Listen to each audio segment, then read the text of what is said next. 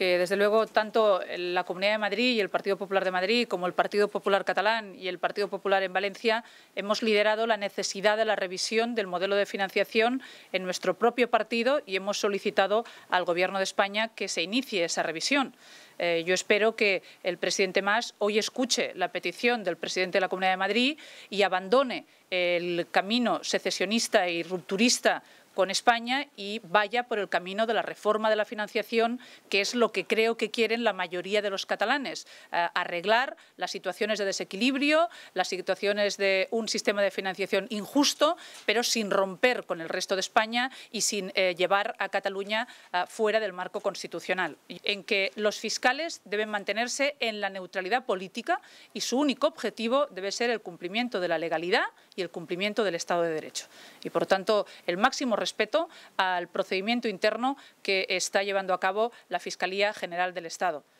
Que me sorprenden las declaraciones de Esquerra Republicana y especialmente del presidente de la Generalitat.